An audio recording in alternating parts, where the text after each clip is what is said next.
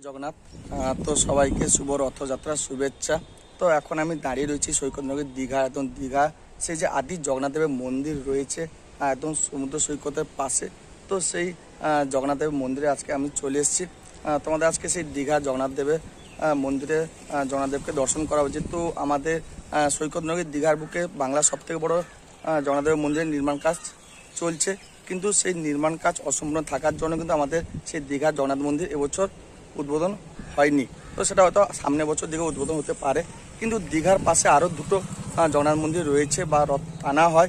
সেটা হচ্ছে এক ইস্কন জগন্নাথ মন্দির, আর একটা হচ্ছে দীঘার জগন্নাথ যেটা আদি জগন্নাথ মন্দির। তো চলো সেই দীঘা আদি জগন্নাথ মন্দিরে জগন্নাথদেবকে তোমাদের দর্শন করাবো। একদম সেই মন্দিরের সামনে দাঁড়িয়ে রয়েছে, দেখো দেখতে পাচ্ছ একদম সেই মন্দিরের প্রাঙ্গণে একদম সামনে দাঁড়িয়ে রয়েছে। এটা দীঘা থানা একদম সামনের দিকটা রয়েছে মন্দিরটি। তো চলো কাছে গিয়ে তোমাদের মন্দিরটা একটু দেখাই। সো ফ্রেন্ডস, এখন আমি চলে এসেছি দীঘা যে আদি জগন্নাথ দেবের মন্দির রয়েছে সেই মন্দির প্রাঙ্গণে একদম চলে এসেছি। যেহেতু দেখতে পাচ্ছ একদম মন্দিরের সামনে দাঁড়িয়ে রয়েছি, একদম সমুদ্র সি বিচের একদম পাশে যেহেতু এই মন্দিরটি রয়েছে। তো দীঘা আর একটি জগন্নাথ মন্দির নির্মাণ কাজ চলছে। সেদিকে তোমার দীঘা ইস্কনের জগন্নাথ দেবের মন্দির যে রয়েছে সেখানে মন্দিরের রথ টানা হবে। চলো তোমাদের কাছ থেকে একটু মন্দির ভিউটা দেখাই। সো ফ্রেন্ডস, আজকে সেই শুভ রথযাত্রা। রথযাত্রা আমি তোমাদের নিয়ে চলে এসেছি দীঘার যে আদি যে জগন্নাথ মন্দির রয়েছে। তো সেই জগন্নাথ মন্দিরে একদম নিয়ে চলে এসেছি দর্শন করানোর জন্য জগন্নাথদেবকে। তো দেখো এসে দেখলাম যে মন্দিরের ভিতরে এখন পুজো চলছে, যেহেতু আজকে সে শুভ রথযাত্রা।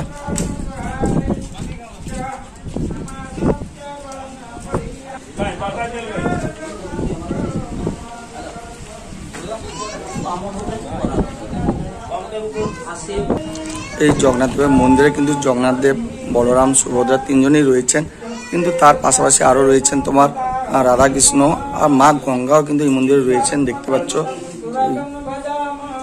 এখানেও পুজো হচ্ছে, কিন্তু আজকে সেই শুভ রথযাত্রা।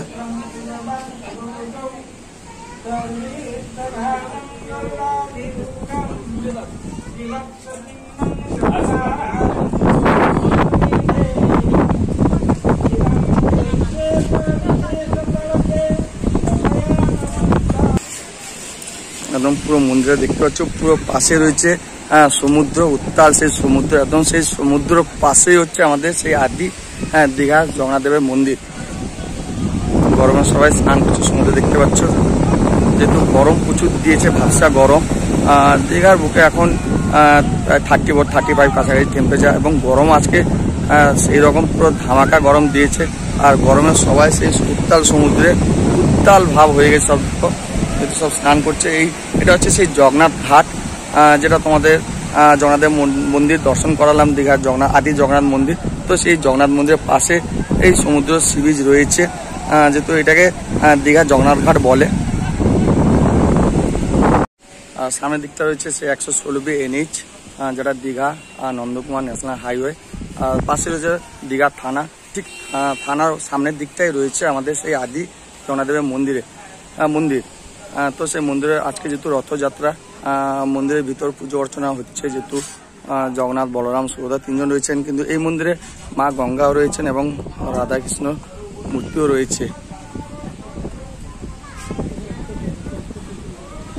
পুরো প্যান্ডেল করে সাজানো হয়েছে এখানে, দেখতে পাচ্ছ।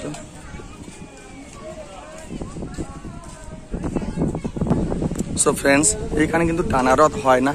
এখানে সেই মন্দির প্রাঙ্গণে জগন্নাথ, বলরাম, সুভদ্রাকে বসিয়ে সকল যে দর্শনার্থী আসেন তাদেরকে দর্শন করানো হয়। কিন্তু দীঘার বুকে আর একটা জায়গায় সেই টানা রথ হয়, যেটা ইস্কন মন্দিরে।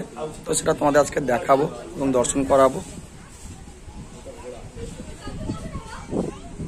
ফ্রেন্ডস, তোমরা এতক্ষণ সেই দীঘা আদি জগন্নাথ দেবের মন্দিরকে যে পুজো অর্চনা দেখলে, যেহেতু আজকে সেই শুভ রথযাত্রা, সেই শুভ রথযাত্রার দিন তোমাদের আমি নিয়ে চলে এসেছিলাম দীঘা আদি জগন্নাথ দেব মন্দির প্রাঙ্গণে একদম, বা দীঘা আদি জগন্নাথ দেব মন্দির দর্শন করানোর জন্য। যেহেতু দীঘা আর একটা জগন্নাথ দেবের মন্দিরের কাজ চলছে, সেটা বাংলা সবথেকে বড় জগন্নাথ দেবের মন্দির, সেটা নির্মাণ কাজ চলছে। কিন্তু আজকের দিনে উদ্বোধন হওয়ার কথা ছিল, কিন্তু নির্মাণ কাজ অসম্পূর্ণ থাকার জন্য কিন্তু এবছর উদ্বোধন হতে পারলো না।